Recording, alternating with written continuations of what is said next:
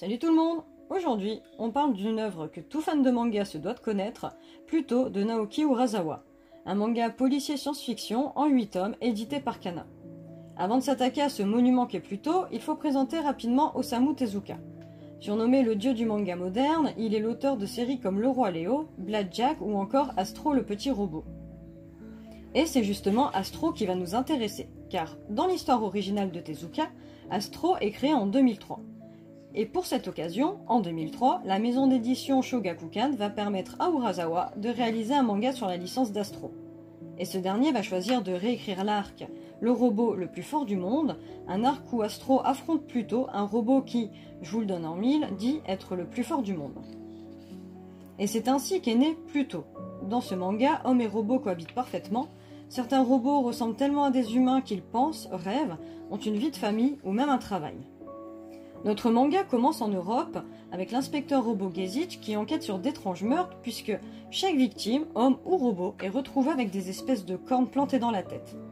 Un nouveau meurtre a lieu au Japon cette fois-ci et l'affaire semble vraiment compliquée car un robot ne peut pas tuer un homme et aucun homme n'est assez fort pour tuer un robot comme Mont Blanc par exemple, la première victime, alors qu'il était aussi l'un des 7 robots les plus puissants du monde.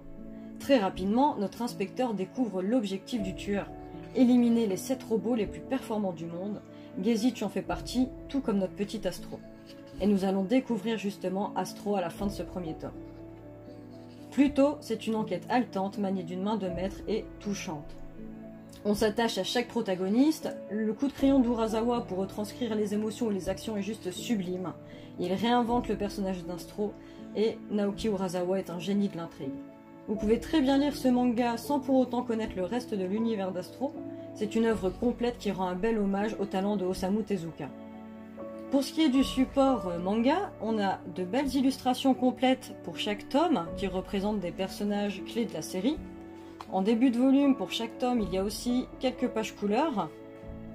Et sous la couverture, il y a aussi des cases avec une couleur prédominante en rapport avec le titre du manga. Voilà qui conclut cette nouvelle vidéo, j'espère que ça vous aura plu. N'oubliez pas de vous abonner, liker et partager la vidéo. Vous pouvez me suivre sur mes réseaux sociaux, Twitter et Instagram. Et il y aura dans la description un lien pour vous procurer le tome 1. A bientôt!